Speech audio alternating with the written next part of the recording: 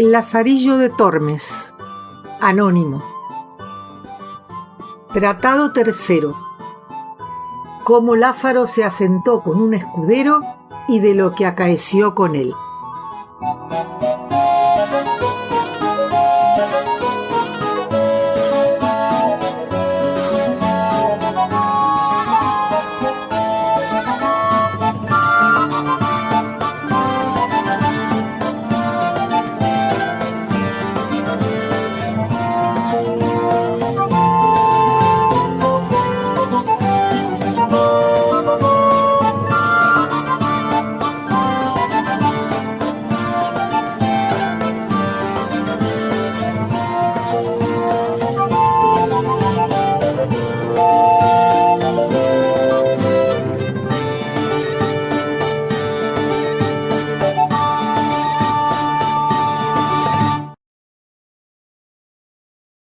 No me quedó más remedio que sacar fuerzas de donde no las tenía.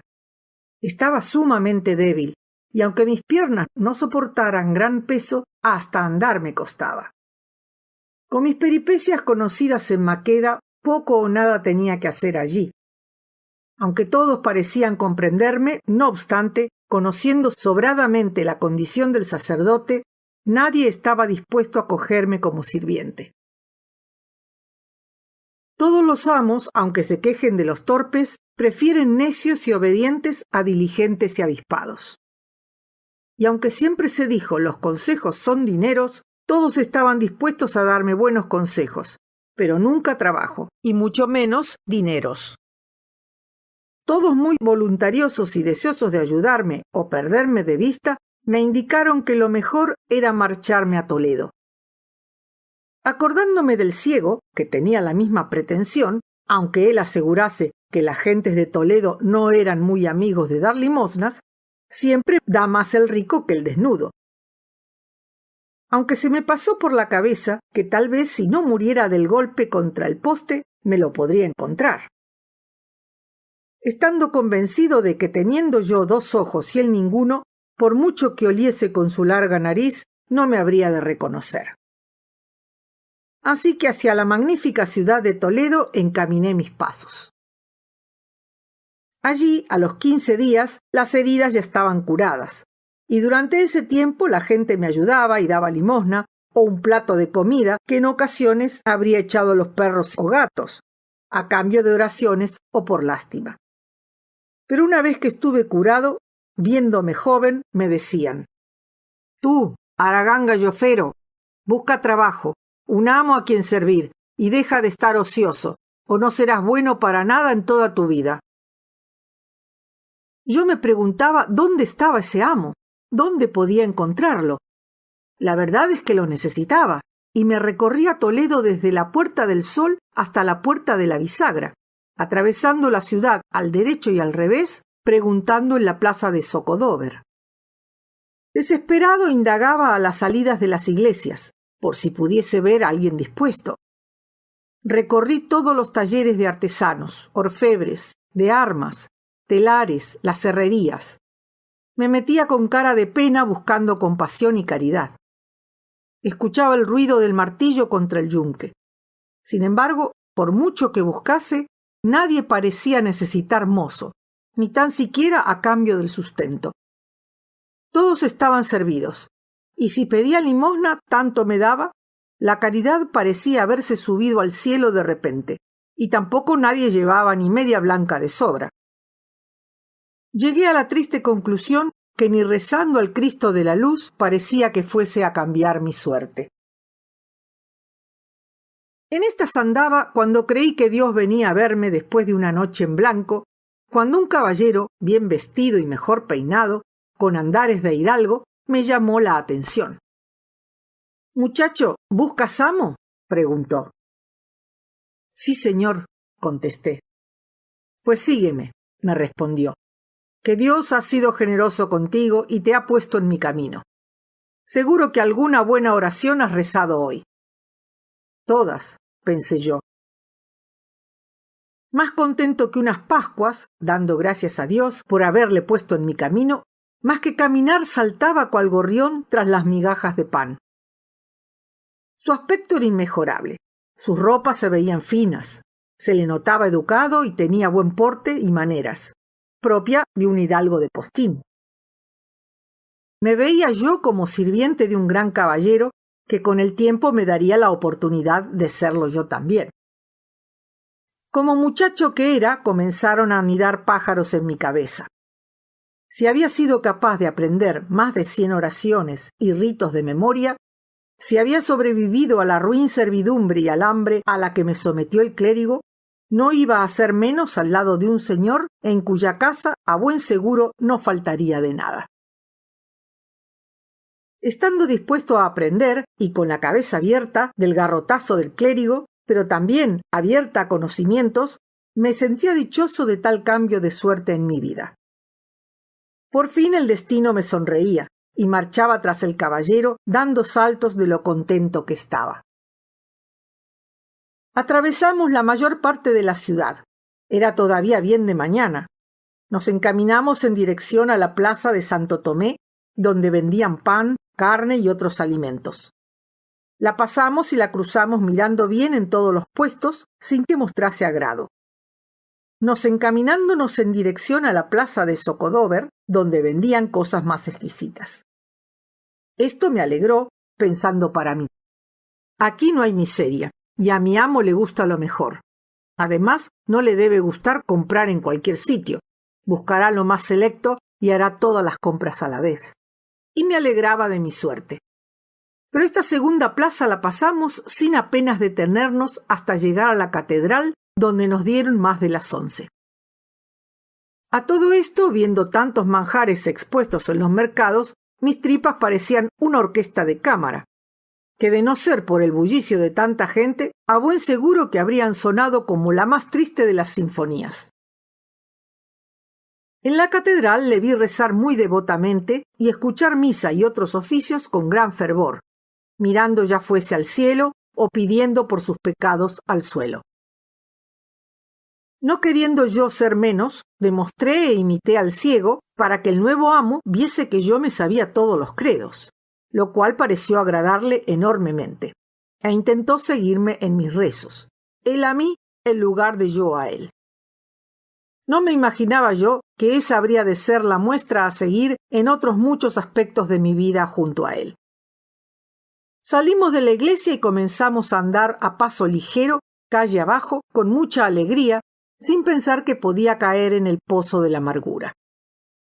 Me sentía el muchacho más feliz del mundo y daba gracias a Dios con sincero sentimiento de agradecimiento. Pensaba que cuando llegásemos a su casa ya tendríamos preparada la comida, tal y como yo deseaba y mucho más lo necesitaba. Daba el reloj la 1 del mediodía cuando llegamos a la puerta de la casa, donde mi nuevo amo se detuvo y yo con él. Apartando la capa hacia el lado izquierdo, sacó la llave de la manga, abriendo la puerta y entrando en la casa. Su entrada era lóbrega, muy oscura, que daba miedo casi entrar en ella, aunque una vez dentro había un pequeño patio y habitaciones de buen tamaño, pero desmanteladas, sin muebles de ningún tipo, salvo una cama ruin y un colchón con escasa lana. Una vez estuvimos dentro, se quitó la capa y me preguntó si tenía las manos limpias. Yo se las enseñé y le pareció que estaban lo suficientemente limpias para ayudarle a sacudirla y doblarla cuidadosamente. Después, tras soplar en un pollo que había en la pared, la colocó allí. Terminado esto, se sentó a su lado y me invitó a que hiciera lo propio. Con lo cansado que estaba de tanto andar, lo agradecí sinceramente. No obstante, dudé si debía hacerlo, o si era una licencia que no debía tomarme, pero él nuevamente insistió. Muchacho, siéntate con confianza, que tenemos mucho que hablar. No creas que yo tomo por sirviente a cualquiera que no reúna los méritos suficientes. Me senté y hecho esto comenzó un interrogatorio mucho más extenso de lo que yo hubiese deseado. Preguntó por mi lugar de nacimiento, padre, madre, vida, familia, amos anteriores y cómo y por qué había decidido ir a Toledo. Hablé de mí, todo cuanto él quiso saber. mucho más de lo que yo hubiese deseado, siendo precavido no obstante y ocultando cosas que me pudiesen perjudicar más de lo imprescindible. Y donde hubo faltas yo conté virtudes y callé en lo que pude, intentando ante todo ser breve para así pasar pronto a lo que realmente me importaba, que era meter la cuchara en la olla. Él me escuchaba con atención, exigiendo alguna explicación más precisa, ante lo que yo intentaba vaguear en datos. Pensé que era muy inteligente y que era capaz de leerme el pensamiento, pero permanecí en mis 13, intentando no contradecirme. Terminado el interrogatorio, se quedó pensativo como si estuviera meditando todo lo escuchado de mi boca, lo cual fue para mí muy mala señal, provocando que yo cavilase a su vez sobre 2 temas. El primero, de si había cometido algún desliz en mis explicaciones, y el segundo, y más importante, que siendo ya casi las 2, mi amo parecía tener menos intención de comer que un muerto. En ningún momento le vi abrir la boca por bostezo, por aburrimiento o hambre. Mientras estábamos de conversación, me llamó mucho la atención el no haber escuchado pasos por la casa, pero también el no ver rastro de muebles, ni mesa, ni sillas, ni tan siquiera un triste baúl, como el que se encontraba en la casa del clérigo. Mis sospechas y preocupaciones iban en aumento, a medida que pasaba el tiempo y no daba señales de tener intención de proponer que nos sentásemos a comer. Finalmente, cuando terminó sus cavilaciones, me miró fijamente, como si adivinase las ganas de comer que tenía, debiendo hacer grandes esfuerzos por no mostrar el hambre que sufría a esa hora tardía. Entonces llegó la ansiada pregunta. «Muchacho, ¿has comido?» No, señor», le contesté. «Cuando me encontré con usted todavía no eran las 8 de la mañana». Cierto es, mas, no obstante, debo decirte que aunque temprano, yo ya había desayunado. Cuando quedo satisfecho con el desayuno, hasta la noche no puedo probar bocado. Si has de convivir conmigo, es preciso que te acostumbres a mis hábitos. Pasa la tarde como puedas. Después ya cenaremos lo que sea necesario. Al escuchar estas palabras, dichas como si las dijese un filósofo de Atenas, pensé que iba a morir, no ya por el hambre, que era mucha, sino por tomar conciencia de lo adversa de mi fortuna. De nuevo regresaban ante mis ojos los días y noches en blanco sin comer. Ingeniámelas con el ciego mal comía, con el clérigo algo pillaba, y ahora con este nuevo amo. ¿De dónde iba a pillar si nada había? Por mucho que me las ingeniase, parecía que mi fortuna estaba echada y faltaban todavía detalles por saber de la condición del caballero. Recordé mi razonamiento cuando estaba pensando dejar al sacerdote, diciendo que aunque fuese desventurado y tacaño, todavía podría encontrar a otro peor. Parecía que mis pensamientos de antaño se habían convertido en profecía del presente, y Dios me hacía pagar por mis pecados. Abatido lloré mi desventurada vida pasada y mi cercana muerte venidera. Disimulando lo mejor que supe, intentando que no se notase mucho mi congoja, le dije: «Señor, soy mozo que no me preocupa mucho comer. Bendito sea Dios. Puedo decir sin equivocarme nada que de todos mis iguales, algo que todos los amos han alabado y tenido muy en cuenta es mi falta de gula y lo prudente que siempre he sido con el alimento. Viéndome vuestra merced a primera vista lo podrá adivinar».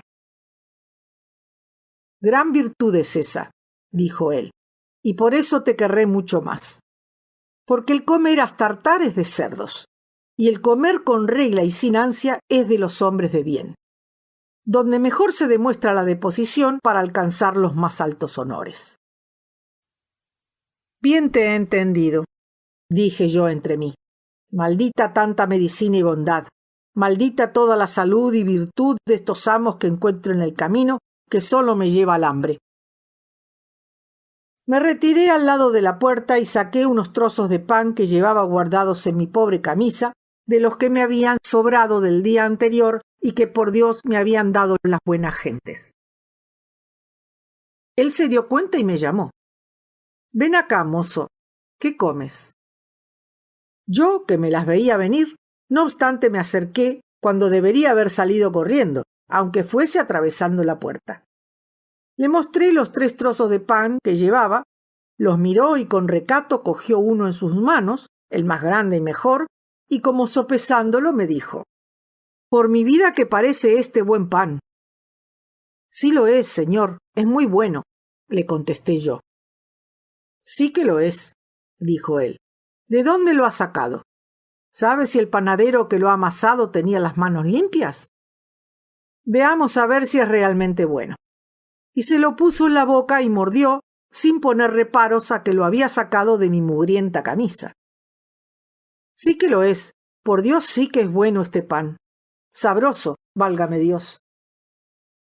Y el pan que por Dios a mí me habían dado, él se lo comía entre alabanzas al Señor, con tanta ansia que contradecía sus palabras, reclamando manos limpias al panadero y no poniendo reparo a mi camisa sucia. Tal era su avidez que me di prisa, pensando que si no lo hacía así se comería el segundo trozo, y me dejaría a mí a mitad de comer, pues más que comer engullía como un pavo. Ya me dejó muy claro de qué pie cojeaba.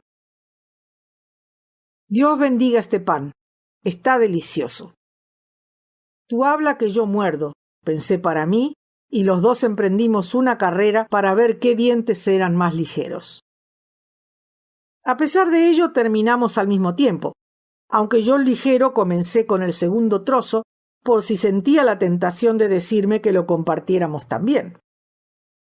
No fue así, y comenzó a sacudirse las migajas que le habían caído por el pecho, con tal delicadeza que parecía más dama que caballero, como queriendo demostrar su fingida nobleza. Después entró en una pequeña habitación y sacó una jarra con más desconchados que esmaltados. Después de beber, me la ofreció. Yo quise pasar por abstemio. Negué y le dije, como si no me hubiese percatado del contenido: «Señor, yo no bebo vino». «Es agua», dijo. «Puedes beber tranquilo». Entonces tomé la jarra y bebí, pero no mucho porque no tenía sensación de sed. No siendo ese mi problema, aunque de ser vino no le hubiese hecho ascos. Y fue así como pasamos el día, la tarde y hasta la noche, hablando de cosas que me preguntaba y que yo respondí lo mejor que supe. Luego me llevó a la habitación de donde había sacado la jarra y me dijo: «Muchacho, te voy a enseñar a hacer la cama, de modo que de ahora en adelante seas capaz de hacerla por ti mismo». Cada uno nos colocamos en un extremo y comenzamos a hacer aquella maldita cama. No es que hubiese mucho que hacer, porque tampoco se le podía llamar ni cama. Sobre unos bancos de madera había colocado tiras de cañizo, sobre los mismos un negro colchón que parecía que nunca se hubiese lavado y que de tan escaso estaba de lana, parecía como si la hubiese ido vendiendo a madejas y ya no quedase nada más que la funda. Me explicó cómo mullir el colchón para que estuviese más blando y confortable, aunque al tocarle pensé que tal vez en otro tiempo se pudiese, pero ahora sin lana que ahuecar, pocos o ningún milagro se podía hacer. Después pude comprobar que de tan flaco que estaba el colchón, cada una de las cañas del cañizo se marcaba en él, pareciéndome la caja torácica de un cerdo muerto de hambre. Sobre el colchón colocó un cobertor, el cual, de sucio que estaba, su color nunca pude averiguar. Pensaba yo que, terminada la tarea, aunque escamado, cenaríamos algo. No habiendo nada en la casa, saldríamos. Pero me equivoqué nuevamente. «Lázaro, ya es tarde, y de aquí a la plaza hay mucho trecho. En esta ciudad andan muchos ladrones, y siendo ya de noche, están al acecho. Pasemos la noche como podamos, y mañana, llegado el día, ya haremos lo que tengamos que hacer. Yo, al estar solo, no he comprado nada. Estos días he comido por ahí afuera. Sin embargo, ahora debemos hacerlo de otra manera. Tengo una responsabilidad contigo».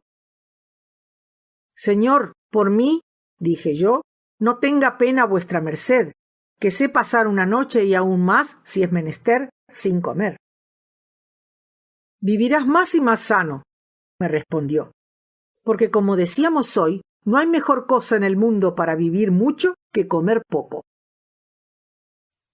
Si es por esa vía, dije entre mí, nunca moriré, que siempre he guardado esa regla a la fuerza, y aún espero, por desgracia, tenerla para toda mi vida.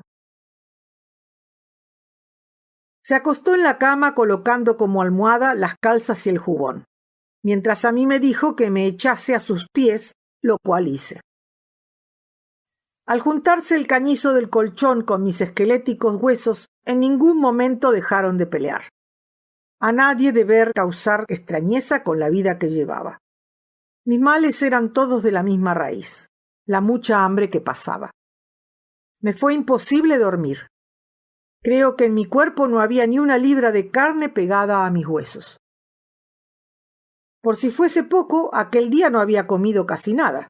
Rabiaba de hambre, lo cual me alteraba el sueño más de lo deseado.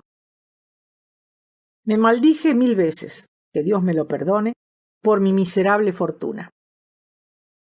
No solo no recibí sueldo ni alimento, sino que, teniendo para comer, lo poco que tenía lo repartí con él. Aún así, siempre tuve consideración de ese pobre hombre, no atreviéndome ni a moverme para no despertarle. Tan mal pasé la noche, tan mezquino veía mi porvenir, que a Dios le pedí varias veces la muerte. Cuando por la mañana nos levantamos, lo primero que hizo fue sacudir las calzas, el jubón, el sayo y la capa. A continuación se vistió con tranquilidad, dejando su estampa tal y conforme le conociese el día anterior. Le llené la palangana de agua, se lavó y se peinó, y por último se colocó la espada en el cinto. Al tiempo que se la colocaba me dijo: «Muchacho, si supieses qué espada es esta, no hay monedas de oro en el mundo para que yo la vendiese. Como esta, con ninguna de cuantas Antonio hizo, acertó a poner aceros tan buenos como ésta los tiene». Sacó la espada, tocando su filo con los dedos, diciendo: «Mírala, con ella soy capaz de cortar hasta un copo de lana en el aire de un solo tajo. Y yo con mis dientes, aunque no estén hechos de acero, un pan de 4 libras me comería sin esfuerzo», pensé. La introdujo de nuevo en la funda, la ciñó al cinto y con gestos sosegados puso el cuerpo derecho y estirado, moviendo gentilmente busto y cabeza como ensayando ante el azogue de un espejo, sin que su imagen se pudiera reflejar en él por no existir tal. Después, tras echar la capa sobre los hombros, colocó su mano derecha en el costado y dirigiéndose a la puerta dijo: «Lázaro, echa un vistazo por la casa y la pones en orden, mientras que yo voy a misa. Haz la cama, coge la jarra y te acercas al río que está justo bajando la calle. Acuérdate de cerrar bien la puerta con llave, no vaya a ser que nos roben algo. La dejas en el quicio por si acaso yo llegase antes que tú y no pudiese entrar». Y se marchó calle arriba con tan gentil continente que quien no le conociese pensaría debía ser un pariente muy cercano del conde de Arcos, o al menos un ayudante de cámara al que le regalaba la ropa para vestirse como tal. «Bendito seáis vos, señor», quedé pensando. «Dais la enfermedad y ponéis el remedio». Quien le viese pensaría que la noche anterior tuvo una buena cena y que habría dormido en una buena cama. Siendo temprano pensarían, viéndole con tan gentil porte, que habría tenido un buenísimo desayuno. ¿A quién no engañará su buena disposición y razonable capa y sayo? ¿Quién pensará que este gentil hombre se pasó ayer todo el día sin comer con aquel mendrugo de pan que su criado Lázaro tenía guardado del día anterior como un tesoro? Y viendo su aspecto, nadie podría pensar que su casa no conoce la limpieza, ni tan siquiera la de la escoba. ¿Quién va a pensar que se ha lavado la cara y las manos y no tenía paño para secárselas y ha utilizado la camisa para ello? Nadie se lo puede ni imaginar. Oh Señor, ¿cuántos de estos debéis tener por el mundo esparcidos que padecen por lo que llaman honra, lo que por vos no sufrirían? Me quedé un buen rato en la puerta pensando estas cosas y otras muchas, intentando poner cada cosa en su lugar, y el camino andado hasta ese instante y el que debería andar en adelante, que parecía que el primero fue torcido y el segundo no se veía recto. Cuando hubo desaparecido por la larga y estrecha calle, me metí de nuevo en la casa y en lo que dura un Padre Nuestro recorrí toda sin nada que poder hacer. Agarrando el jarro marché al río, donde en una huerta encontré a mi amo con 2 mujeres con velo. Al parecer no tenían apariencia de hortelanas, más bien de aquellas mujeres que tienen por costumbre irse a refrescar al río y almorzar sin tener el qué, con la confianza de que no habría de faltar quien le diese de almorzar. Tal como lo cuento, estaba entre ellas, hablando como si fuese el trovador Macías, diciéndoles las palabras más dulces que jamás escribió Ovidio, con la galantería y la buena entonación que le hacían parecer, lo que estaba muy lejos de ser. Viéndole tan tierno y siendo tan buena su apariencia, que ni el más rico y gentil caballero la hubiese tenido tan buena, no les dio vergüenza pedirle que les invitase a almorzar, prometiendo el pago que en ellas era habitual. Pero como su bolsa estaba tan fría y vacía como su estómago, comenzó a sentir escalofríos y hasta el color desapareció de su rostro, trabándose la lengua, desapareciendo por completo su locuacidad, intentando poner excusas varias, de manera tan torpe que no parecía ni él. Como aquellas mujeres eran muy experimentadas, le encontraron pronto el motivo de su enfermedad y aturdimiento, dejándole allí de inmediato para que fuese otro quien le curase la enfermedad, siendo yo el necio que debía hacerlo. Mientras tanto, estuve comiendo algunos tallos de berzas, siendo ese mi desayuno. Tras llenar el jarro y sintiendo pena por mi nuevo amo, que queriendo comer carne no lamió ni siquiera el hueso. Llegado a casa pensé que debería barrer, pero como ya dije antes, no había con qué, por lo que me dio por cavilar y decidir sobre lo que debía hacer. Al final, sin mucho convencimiento, decidí esperar hasta el mediodía para ver si traía algo de comer, pero tal y como suponía, resultó una pérdida de tiempo. Esperé hasta las 2. Viendo que no llegaba y el hambre comenzaba a resultar insoportable, cerré la puerta dejando la llave en el quicio, donde me señalara, y de nuevo volví a mi antiguo oficio. Con voz baja y enfermiza, que apenas me salía del cuerpo, con las manos cruzadas sobre el pecho y mis ojos mirando al cielo, pedí en el nombre de Dios. Comencé a pedir pan por las puertas de aquellas casas que me parecían con más posibles. Este oficio lo conocía muy bien gracias al ciego, siendo discípulo aventajado, mas en esta ciudad no había caridad ni en los años de abundancia. El oficio hace al maestro, y yo me daba buena maña, hasta el punto que no eran las 4 y ya tenía 4 libras de pan entre pecho y espalda, y al menos otras 2 guardadas. Así que decidí volver a la casa, y al pasar por la tripería, pedí por Dios a unas mujeres que allí estaban, y me dieron una pezuña de vaca y callos ya cocinados.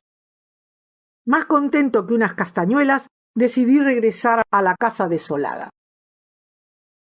Cuando llegué a casa, el bueno de mi amo estaba ya en ella, con su capa ya doblada y puesto en el poyo, y él paseándose por el patio como haciendo la digestión de nada.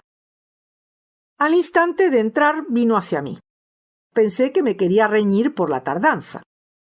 Me preguntó de dónde venía y yo le dije: «Señor, hasta las 2 estuve aquí, y viendo que vuestra merced no llegaba, marché por ciudad a encomendarme a las buenas gentes, y esto es lo que me han dado».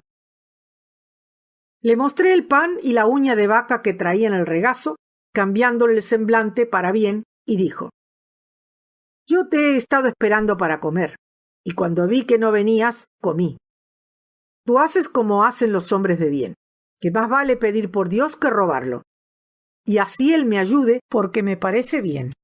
Y únicamente te pido no sepa nadie que vives conmigo. Harías daño a mi honor.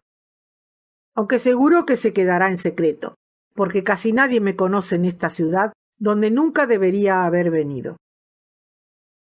«No tenga cuidado por eso, que nadie a mí me pide explicaciones ni yo tengo por qué darlas», le contesté yo. «Ahora come, pobre pecador, que si Dios quiere pronto estaremos lejos de estas estrecheces». aunque debo decirte que desde que llegué a esta casa nada me ha salido bien. Debe ser que se encuentra en un suelo maldito. Sabrás que hay casas encantadas que se encuentran malditas por misteriosos pasados.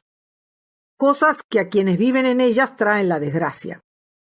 Esta debe de ser sin duda una de ellas. Mas yo te prometo que antes que termine el mes no viviré en ella, aunque me regalen. Me senté en el otro extremo del poyo sin decir nada sobre la merienda para que no me tomase por glotón.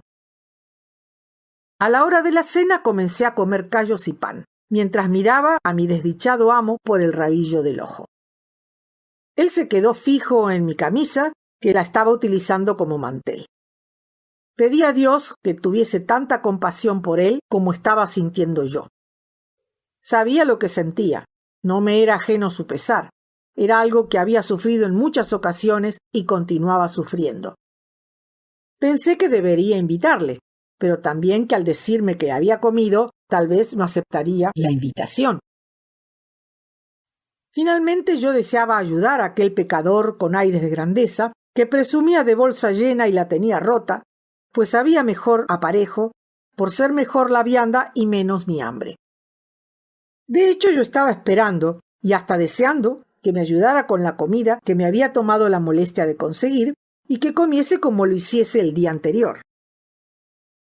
Quiso Dios conceder mi deseo, y supongo que también el suyo, porque cuando comencé a comer, él se acercó y me dijo: «Lázaro, nunca he visto a nadie comer tan a gusto como te veo a ti.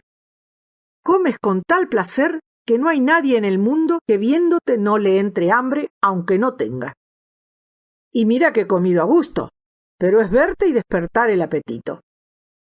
El hambre que tú tienes, pensé para mí, que te hace ver la mía hermosa». Le vi tan infeliz mirándome fijamente mi Alda, viendo cómo sus ojos intentaban mirar para otro lado. Decidí ayudarle ya que él me había facilitado el modo de hacerlo sin ponerle en el compromiso, dándome pie para invitarle. Así que le dije: «Señor, con buenas herramientas se puede hacer un buen trabajo. Este pan está sabrosísimo, y la pezuña de vaca está tan bien cocinada y sazonada que estoy bien seguro que no habrá hombre en el mundo que pueda resistirse a su sabor». «¿Es la pezuña de vaca?» «Sí, señor». «En verdad te digo, Lázaro, que no hay mejor plato del mundo. Ni siquiera el mejor faisán tiene ese sabor que tiene la pezuña de vaca». «Pues pruébela usted y verá lo buena que está». Le puse un trozo de pezuña en sus manos, junto con 3 o 4 raciones de pan del más blanco que llevaba. Se sentó a mi lado y comenzó a comer como el más hambriento y desesperado de los hombres, olvidándose de su honra y bajando del pedestal de gran caballero hasta no importarle que un mísero mendigo le alimentase y que gracias a mí ese día comiese. Si el clérigo roía la cabeza de carnero mejor que un galgo, este escudero sin amo y con criado le ganaba en vigor con cada huesecillo, de manera mucho más eficaz todavía. A él sí que daba gusto verle comer y alabar a cada instante lo que saboreaba. «Con almodrote», dijo, «este es un plato insuperable». «Con el hambre que tiene no necesita ninguna salsa», respondí yo en voz baja, viéndole cómo se comía la pezuña. Por Dios, estaba tan buena que quien me viese pensaría que no habría probado bocado en todo el día. Si tuviese tan seguro que me vendría la suerte de cara, como que, ¿es eso cierto?, ya no tendría motivo alguno para la preocupación, dije entre mí. Me dijo que le trajese la jarra de agua y pude comprobar que estaba tal y conforme la había traído por la mañana, con lo cual estaba claro que no había probado bocado y por tanto no había necesitado beber agua. Bebimos y muy contentos, como si fuese el mejor de los vinos, y nos fuimos a dormir del mismo modo que la noche anterior. Así pasamos los 9 o 10 días siguientes. Él salía bien de mañana a pasear y lucirse con sus aires de grandeza, a comer el aire, como si fuese un hidalgo de postín, mientras que yo me pateaba las calles de Toledo como si llevase la cabeza de un lobo después de haberlo cazado para conseguir recompensa, o tal vez como si fuese el jefe de la manada que buscase comida para la manada. En esas largas caminatas de puerta en puerta, de mercado en mercado, de oraciones en las puertas de las iglesias, pensaba en mi mala fortuna. Había escapado de aquellos amos miserables buscando mejoría para ir a encontrarme con este que no me mantenía, sino que lo tenía que mantener yo a él. A pesar de todo le quería bien, porque el pobre nada tenía. Era más la pena que sentía por él que el enojo que me causaba, hasta el punto que con toda el hambre que había pasado a lo largo de mi vida, muchos días al no conseguir comida para los dos, prefería llevar lo poco que recogiese para que él no pasase hambre. Aunque siempre queda la sospecha de si a uno lo toman por bobo cuando es buena persona. No es que lo dudase que tal vez sí pecase de ingenuo y realmente estaba actuando como un necio. Yo sufriese el mal. Para mi sustento, mejor o peor, siempre lograba lo suficiente para comer. Nada me ataba ni me obligaba a mantener y servir a quien no me pagaba. Así que una mañana, aprovechando que él había subido en jubón a la parte alta de la casa a hacer sus menesteres, aproveché para registrarle sus escasas pertenencias, entre las cuales encontré una bolsa de terciopelo de las que se utilizan para guardar los dineros. Estaba doblada y seca, sin rastro ni de haber tenido ni media blanca en mucho tiempo, si es que alguna vez la tuvo. Este, decía yo, es pobre y nadie da lo que no tiene. Sin embargo, el avariento ciego y el mezquino clérigo, que por Dios lo recibían, uno por su lengua ágil y el otro por su besamanos, me mataba de hambre. Por tanto, a ellos había motivos más que suficientes para aborrecerlos, como a éste para sentir lástima y honrarle, por mucho que me pese mantenerlo y servirle, siendo que no me aportaba beneficio ni provecho. Pongo a Dios por testigo, o incluso hoy, cuando me encuentro a alguien como él, con esa manera pomposa y elegante de caminar, siento pena al pensar que tal vez lo pasa tan mal como lo había visto pasar a este pobre hombre.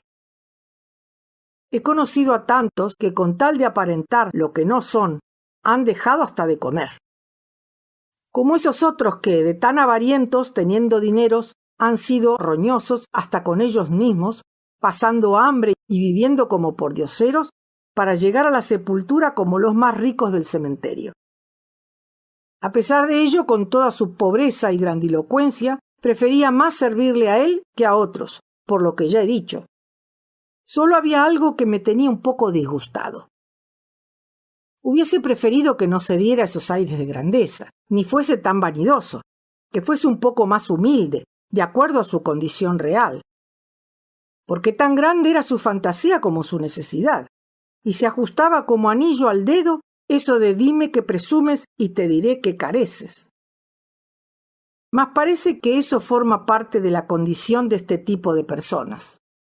Aunque no tengan dónde caerse muertos, se ven obligados a mantener entre sus iguales las apariencias, y prefieren morir de necesidad antes que dar a conocer su estado y que alguien les pueda socorrer. Siendo que me lo agradecía con la mirada, nunca lo dijo, o incluso tal vez nunca llegó ni a pensarlo, creyendo que yo estaba obligado a mantenerlo y bastante merced me hacía con poder servirle. Pues ya acudía a comer con la mesa puesta como si yo tuviese la obligación de agradecerle a él en lugar de él a mí. Allá ellos con su estúpida arrogancia, que si el Señor no lo remedia, nada les cambiará e irán a las tumbas con ese defecto. Siempre se ha dicho que a perro flaco todo se le vuelven pulgas. Así debe ser. No conforme mi mala fortuna para perseguirme allí donde fuese, y dentro de lo malo todavía podría llegar a estar peor. La tierra ese año dio malas cosechas, y como lo que más sobraba en Toledo eran pobres, decidieron en el ayuntamiento que todos los pordioseros forasteros fuesen expulsados de la ciudad, dando un pregón que el que de ese momento en adelante se encontrase pidiendo por las calles fuese castigado a sufrir azotes. Y así fue como al cuarto día del pregón vi llegar una procesión de pobres que eran azotados sin piedad por las 4 calles, lo cual me causó gran espanto. El miedo que a mí me pudiese pasar provocó que fuese muy precavido a la hora de pedir, ni tan siquiera para comer, por miedo a los latigazos. Así nos veíamos sin nada que llevarnos a la boca. Tanto fue así que estábamos llenos de tristeza y en silencio por no saber cómo actuar. Tanto temor teníamos que estuvimos 2 o 3 días sin probar bocado. Él no hablaba ni una palabra para no gastar energías. Unas mujercillas hilanderas de algodón que hacían bonetes y vivían cerca de donde nosotros, con las cuales yo tuve conocimiento, me daban algo de comida, con la cual, delgado como una pasa, pasaba a duras penas. Sin embargo, me daba tanta pena mi amo, el pobre durante 8 días, maldito fue el bocado que comió. Al menos en casa. No sé ni dónde andaba, ni cómo, ni qué comía.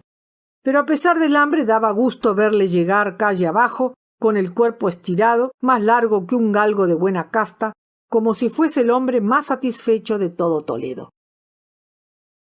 Por lo que respecta a su manía y sus aires de grandeza, eso que llaman honra, tomaba un palillo y salía a la puerta escarbando los dientes sin que nada que entre ellos tuviese, como si hubiese terminado de comerse un carnero entero. Luego, dirigiéndose a mí, refunfuñando, siempre estaba con la misma cantinela, quejándose de aquel lugar, diciendo: «Lo malo de nuestra desgracia lo atrae esta maldita casa. Mira lo sombría que es tan lóbrega como triste. Mientras estemos en ella nos lloverán las desgracias. Estoy deseando que termine el mes para salir de aquí y no volver jamás». Nos encontrábamos con el hambre, persiguiéndonos en forma de alguaciles por cada esquina de las estrechas calles de Toledo, aunque no era menester, pues apenas salíamos de la lóbrega casa. Estando en estas circunstancias tan tristes, no sé si por suerte o buena fortuna, recaló en las manos de mi amo un real. Llegó a casa tan contento como si en su poder tuviese todo el tesoro de Venecia. Y es que los pobres nos conformamos con tan poco que con un real nos sentimos los más afortunados del mundo. Con gesto muy alegre y risueño me lo dio diciendo: «Toma, Lázaro, que Dios ya está abriendo la mano con nosotros. Ve a la plaza y compra pan, vino y carne. Quebremos un ojo al diablo. Alégrate, pues debo decirte que he alquilado otra casa y en esta no hemos de estar más de lo que dure el mes. Maldita ella y quien puso la primera teja. Maldita la hora en que en ella entré. Por Dios que desde que entré en ella, que ni una gota de vino he bebido, ni bocado de carne he probado, ni por ello he tenido descanso alguno. Tal es su presencia y tal su oscuridad, que no produce alegría alguna estar en ella, al contrario. Anda, marcha rápido y regresa pronto, que hoy comeremos como condes». Agarré la moneda y el jarro con alegría. Dando aire a mis pies, comencé a subir la calle, corriendo en dirección a la plaza, muy contento y dichoso. Pero, ¿de qué sirve alegrarse cuando mi mala suerte me acompaña y no permite que me llegue ninguna alegría si no va acompañada de una desgracia? Y así fue en esta ocasión. Caminaba calle arriba haciéndome cábalas sobre en qué emplearía el dinero de manera más provechosa y le sacaría más rendimiento. No podía creer lo que en mi mano tenía, y únicamente Dios sabe las infinitas gracias que le di por haberle dado la oportunidad a mi amo de conseguir aquel real. Maldita la hora en que me encuentro con un funeral que bajaba calle abajo acompañado de muchos clérigos y todo tipo de gentes. Me acerqué arrimándome a la pared para facilitarles el paso. Tras del féretro marchaba compungida quien debería ser la viuda del finado. A la viuda le acompañaban varias mujeres, igualmente enlutadas y llorando desconsoladamente. A los lloros de las plañideras, el sacerdote cantaba su letanía y la viuda iba dando grandes voces. «Marido y señor mío, ¿a dónde os llevan? A la casa triste y desdichada, a la casa lóbrega y oscura, a la casa donde nunca comen ni beben». Al escuchar estas lastimeras palabras, el cielo se me juntó con la tierra y pensé: «Oh, desdichado de mí, para mi casa llevan a este muerto». Al instante volví sobre mis pasos calle abajo, pasando entre la gente, corriendo lo más rápido que pude. Al llegar a la casa entré echando la llave, invocando el auxilio de mi amo, abrazándome a él, el cual, alterado, pensando que algún peligro nos acechaba, me preguntó: «¿Qué te pasa, muchacho? ¿Qué voces son esas? ¿Por qué cierras la puerta con tal furia?» «Oh, señor», dije yo, «vámonos de aquí, que nos traen un muerto a casa». «¿Cómo puede ser eso?», respondió él.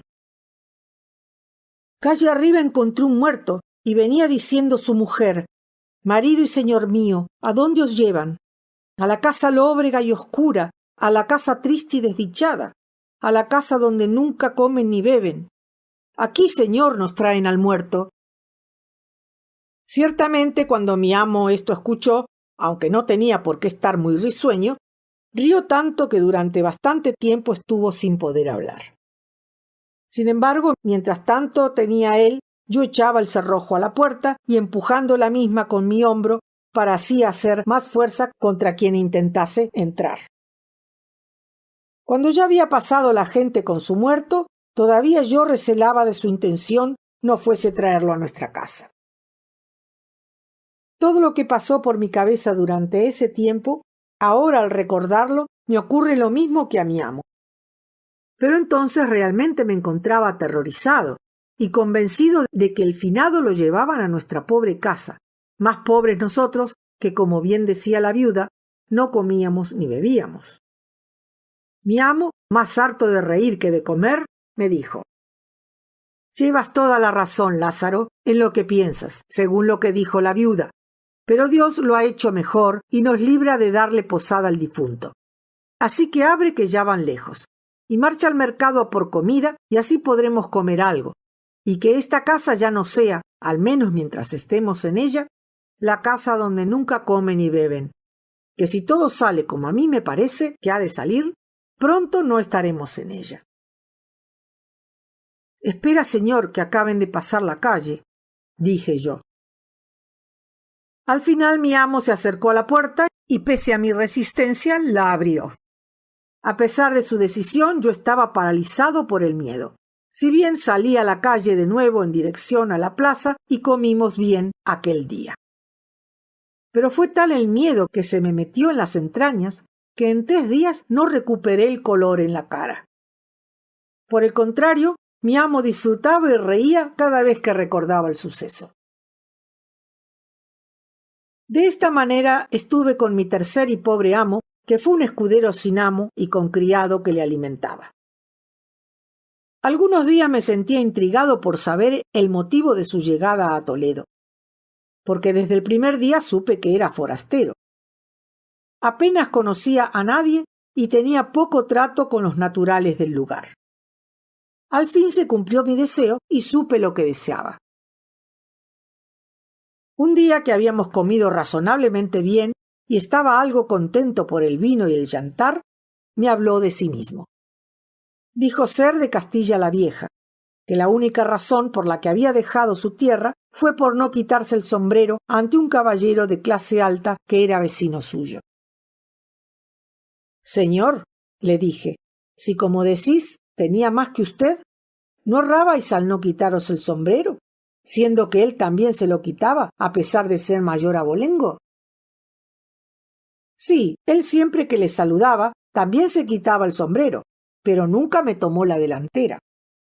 Siempre hube de saludarle yo primero, cuando lo correcto es que en alguna ocasión se me hubiese adelantado».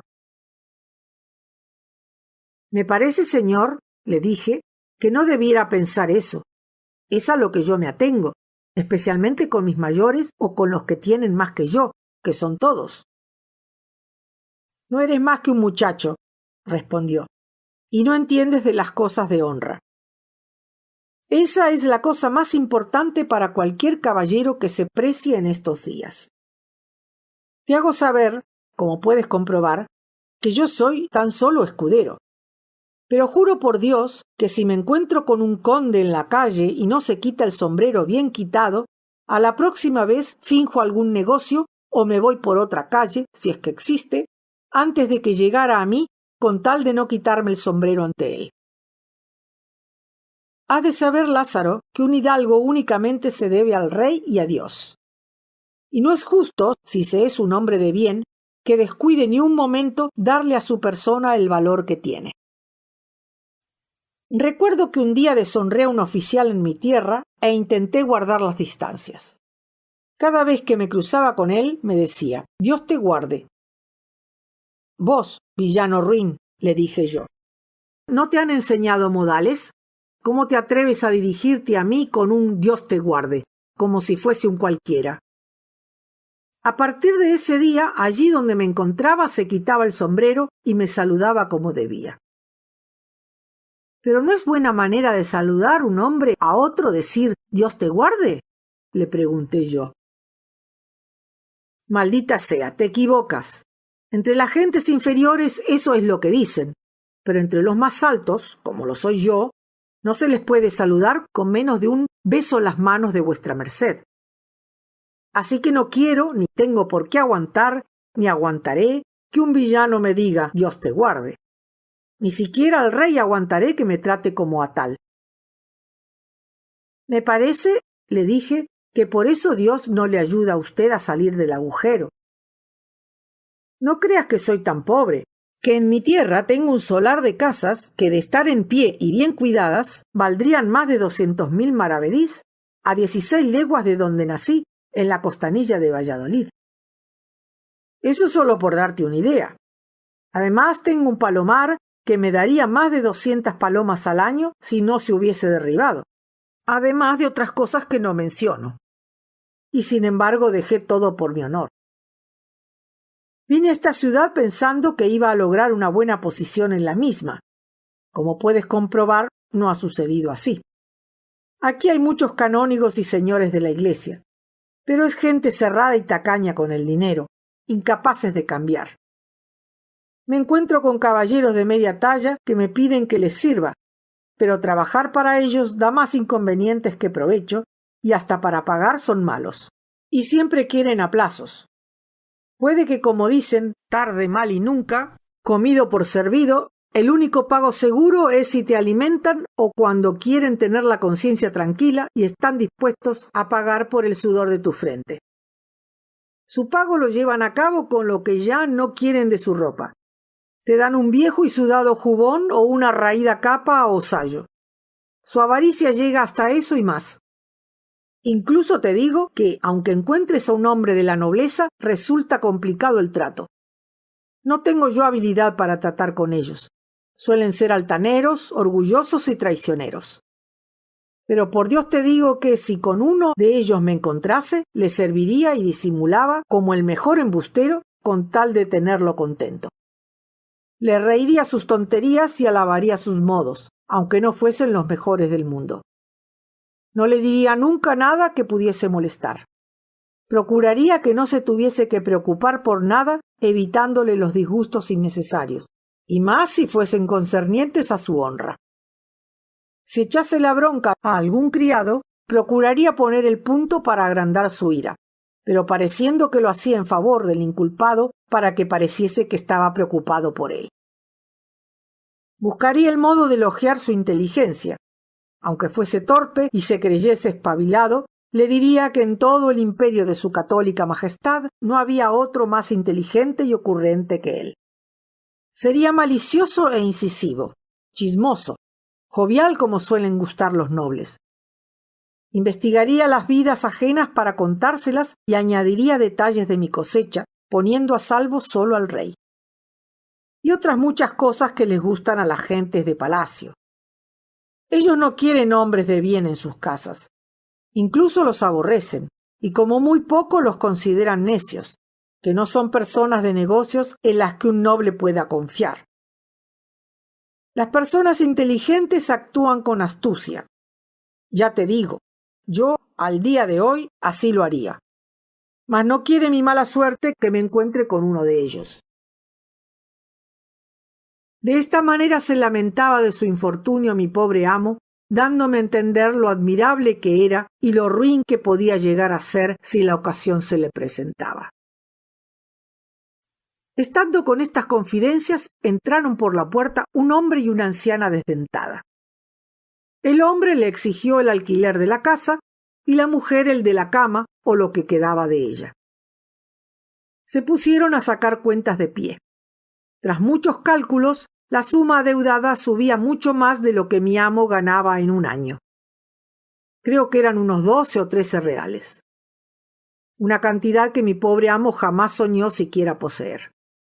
No es preciso decir que yo mucho menos. Cualquiera se habría puesto nervioso.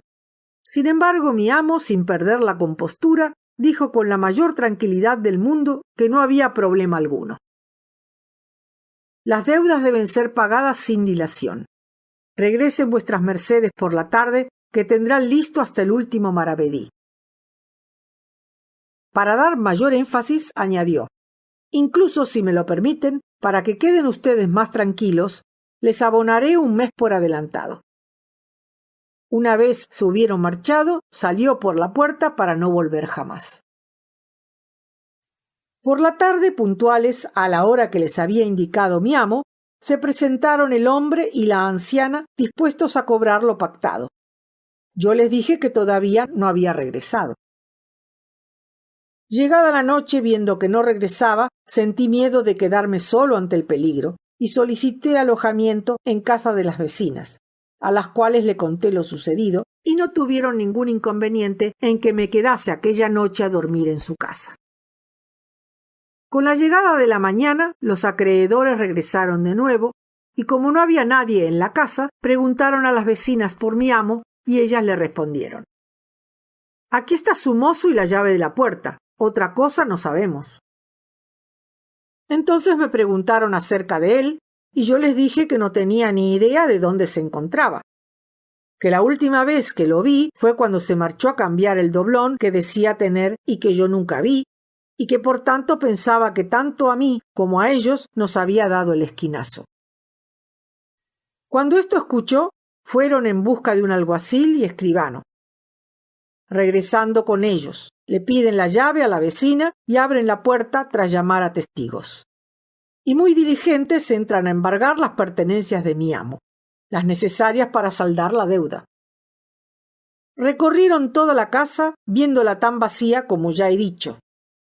Me preguntaron: ¿qué ha sido de las pertenencias de vuestro señor? ¿Sus arcas, tapices, muebles y enseres de la casa? Es evidente, dijeron, que anoche sacaron todo lo de la casa y se lo llevaron a otro lugar. Señor alguacil, detenga a este muchacho, que él sabe dónde está. Yo no sé nada de eso y le juro por Dios que nunca desde que estoy a su servicio vi tales cosas, les contesté. Entonces el alguacil se acercó y me agarró por el cuello de la chaqueta y me dijo: muchacho, estás bajo arresto a menos que nos digas qué ha sucedido y dónde están las pertenencias de tu señor. Yo nunca me había visto en semejante trance y difícilmente podría encaminar a nadie por el camino de quien no sabía dónde ni cómo se había marchado. Así que estaba realmente asustado y prometí sinceramente contestar a todo lo que me preguntasen, sin cesar de llorar, seguro que al final sería yo quien pagase el colchón sin lana y el alquiler de la casa, y podía dar gracias a Dios si no me colgaban el San Benito y me sacaban en procesión. Está bien, entonces di todo lo que sabes y no tengas miedo, me dijeron. Así que el escribano se sentó en el poyo, dispuesto a tomar nota de todas las pertenencias de mi amo, preguntándome por sus propiedades. Preparó un buen pliego de papeles, un tintero y una pluma de ganso, como si fuese a hacer el testamento del señor Marqués de Villena. Señor, le dije, de acuerdo con lo que mi amo me dijo, tiene una buena manzana de casas y un palomar derribado, que a poco que se gasten unos escudos acudirán palomas. Está bien, dijeron, por poco que eso valga, será más que suficiente para pagar la deuda. ¿Y qué parte de la ciudad se encuentra?, me preguntaron. En su tierra, le contesté. Por el amor de Dios, muchacho, lo que nos está diciendo ahora, dijeron. ¿Y dónde está su tierra? Él me dijo que era de Castilla la Vieja, contesté yo. El alguacil y el escribano estallaron en carcajadas. Con esta información sería suficiente para pagar su deuda, por muy grande que fuese. Todos parecían disfrutar de mis explicaciones, menos yo, y mucho menos el dueño de la casa, ni la dueña del colchón que se las veían venir. Cuando cesaron risas y carcajadas, las vecinas y testigos salieron en mi defensa, lanzándome un capote al ver mi cara de miedo y preocupación. Señores, es solo un niño inocente. Lleva con el escudero unos días y no sabe más de lo que puedan saber ustedes. Además, el pobre pecador ha estado viniendo a nuestra casa muchos días a comer, y le hemos dado lo que hemos podido por caridad. Y más de una noche se ha quedado a dormir en nuestra casa, porque su amo no tenía ni lo que ustedes se suponen en las tripas. De no ser de nosotras, muchos días no hubiese probado bocado. Que diga él si es mentira lo que decimos. No sería de recibo que el más honrado de los estafados fuese quien pagase las costas. Vista mi inocencia, me dejaron libre, pero tanto el alguacil como el notario exigieron sus honorarios. Con ello comenzaron las discusiones sobre la cuestión. El dueño de la casa y la dueña de lo que quedaba del colchón se negaban a pagar, pues no había motivo ni se había producido la confiscación de bienes del escudero. Sin embargo, el alguacil y escribano alegaron que habían dejado de asistir a otros contenciosos más productivos por acudir a este y que por tanto debían de cobrar por su trabajo.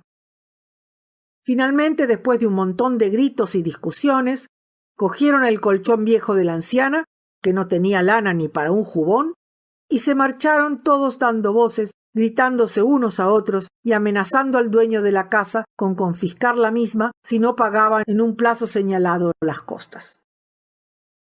No sé cómo terminó la historia. Yo creo que con el colchón se pagaron gastos de todo el mundo, aunque de encontrarlo en un albollón no hubiese servido ni para taparlo, y mucho menos creo que fuese usado para relajarse y descansar en él, pues la tela roída y gastada, la lana de 2 ovejas no tenía. Así fue como mi pobre tercer amo me abandonó, confirmándose mi mala suerte una vez más, demostrándome el destino lo mucho malo que era capaz de hacer contra mi persona. Ocurriendo lo contrario de lo que suele suceder, ya que suelen ser los mozos quienes abandonan a sus amos en busca de otro mejor. Sin embargo, en esta ocasión fue al contrario de lo que por norma suele suceder, si bien no era de mí de quien huía.